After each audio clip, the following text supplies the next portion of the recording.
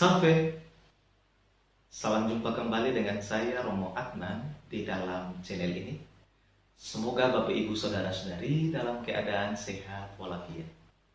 Di pagi hari yang indah ini saya akan menemani Bapak Ibu Saudara-saudari dengan renungan yang saya bawakan ini. Semoga berguna untukmu sekalian. Jangan lupa tetap dukung channel ini dengan cara like, komen, subscribe, dan bagikan juga dengan teman-teman kalian. Selamat menonton, selamat berefleksi. Tuhan sertamu dan sertamu juga. Inilah Injil Yesus Kristus menurut Markus. Dimuliakanlah Tuhan. Injil Markus bab 12 ayat 35 sampai 37. Pada suatu hari Yesus mengajar di bait Allah, katanya, bagaimana ahli-ahli Taurat dapat mengatakan bahwa Mesias adalah anak Daud? Daud sendiri berkata dengan ilham Roh Kudus, Tuhan telah bersabda kepada Tuanku, duduklah di sisi kananku sampai musuh-musuhmu kutaruh di bawah kakimu. Jadi Daud sendiri menyebut dia tuannya. Bagaimana mungkin ia sekaligus anaknya? Orang yang besar jumlahnya mendengarkan Yesus dengan penuh minat. Demikianlah Injil Tuhan, terpujilah Kristus. Bapak Ibu Saudara-saudari yang terkasih di dalam Kristus, banyak orang berusaha mendekati Yesus dan mendengarkan pengajarannya. Penyebabnya karena pengajarannya sungguh membebaskan. Orang banyak terkagum-kagum atas pengajaran Yesus karena Yesus mampu membuat mereka merasa diri mereka berharga dan mulia. Yesus tidak merendahkan mereka. Yesus tidak menunjuk dosa-dosa mereka. Tetapi ia berbicara tentang Tuhan yang Maha Pengampun. Yesus menerangkan bahwa Tuhan mencintai mereka tanpa syarat. Yesus mengajarkan bagaimana membangun relasi satu sama lain. Tidak sedikit pula yang kagum mendengar jawaban dan penjelasan Yesus. Walaupun banyak orang yang kagum dengan pengajaran Yesus, tetapi masih ada sekelompok orang yang tidak suka akan kehadiran Yesus. Orang Farisi, orang Herodian, dan orang Saduki berusaha memberikan pertanyaan-pertanyaan yang mau menjebak dan mencoba Yesus. Namun Yesus selalu memberikan jawaban yang luar biasa dan mengagumkan, dan membuat banyak orang tercengang-cengang. Kehadiran Yesus selalu saja menjadi pusat pertentangan, perdebatan, perbantahan, dan batu sandungan bagi para pakar hukum Musa. Hari ini dalam Injil dikisahkan bahwa sewaktu Yesus mengajar di bait Allah, Yesus memberikan pertanyaan untuk mengkritisi pandangan ahli-ahli Taurat tentang status Mesias yang diyakini mereka sebagai anak Daud. Ahli-ahli Taurat percaya bahwa Mesias adalah keturunan Daud. Dalam tulisan-tulisan para nabi, Mesias selalu disebut dengan gelar anak Daud. Siapakah Daud sesungguhnya itu?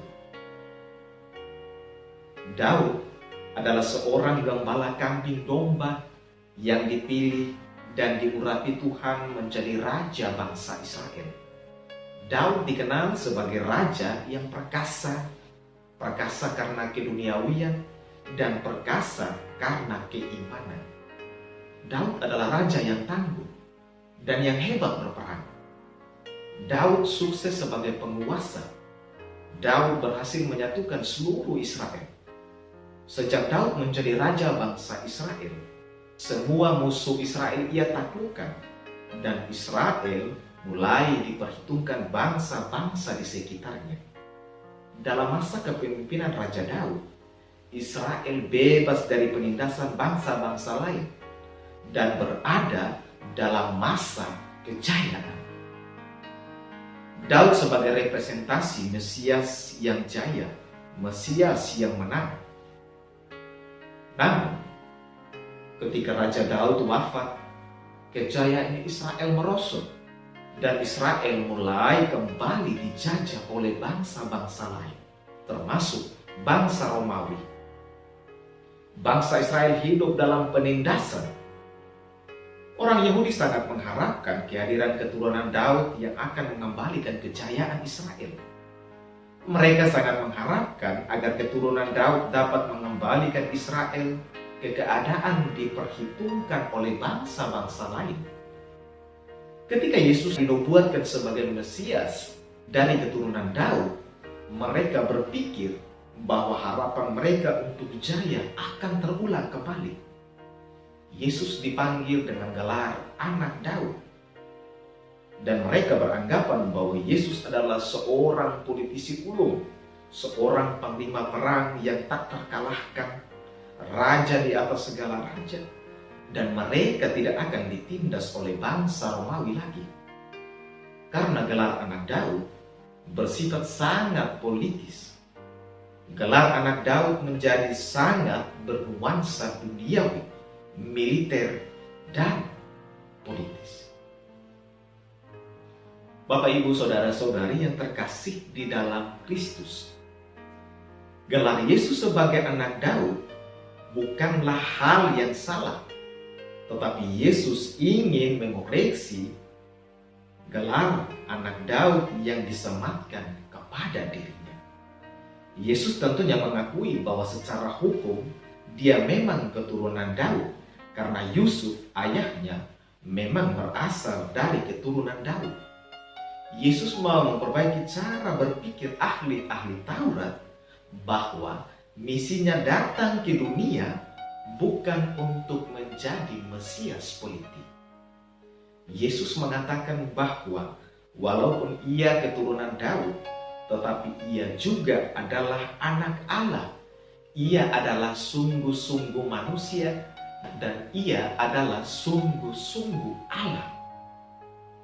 Dia adalah Kristus, Sang Anak Allah, sekaligus anak manusia, yang telah menerima kuasa dan kerajaan langsung dari Allah sendiri. Yesus mengajukan pertanyaan terbuka kepada semua orang tentang bagaimana hubungan Daud dengan Anak Allah. Yesus ingin mengetahui pemahaman mereka akan konsep Mesias adalah Anak Daud itu. Dan memang pada saat itu tidak ada seorang pun yang mengerti kaitan Daud dengan Mesias. Jika ahli-ahli Taurat memahami kebenaran Allah dengan benar, seharusnya mereka menerima Yesus dengan statusnya sebagai Mesias.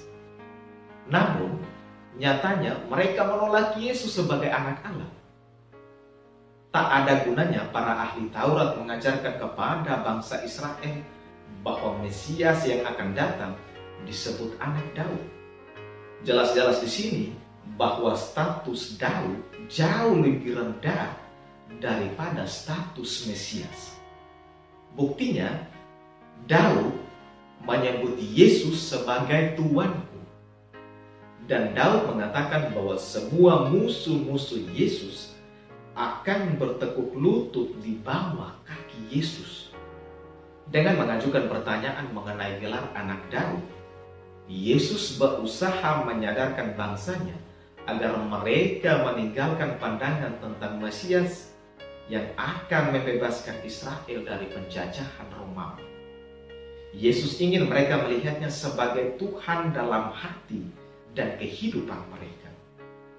Yesus sebagai manusia berasal dari keturunan Daud, tetapi kealahannya sudah ada sebelum segala sesuatu terjadi. Ia sudah ada bersama Bapa sebelum segala sesuatu diciptakan. Yesus Kristus juga disebut Raja, tetapi bukanlah Raja duniawi, bukanlah Raja politis, tetapi Raja yang memimpin hati dan pikiran manusia dengan cinta kasih dan lemah lembut. Ia bukanlah raja yang menghendaki kekayaan dan kuasa duniawi, tetapi raja yang memproklamasikan keadilan dan perdamaian dalam hati dan pikiran manusia. Ia datang ke dunia untuk membebaskan manusia dari kuasa iblis dan dosa, bukan dengan perang. Ia mengalahkan maut bukan dengan perang, melainkan melalui sengsara, wafat, dan kebangkitannya.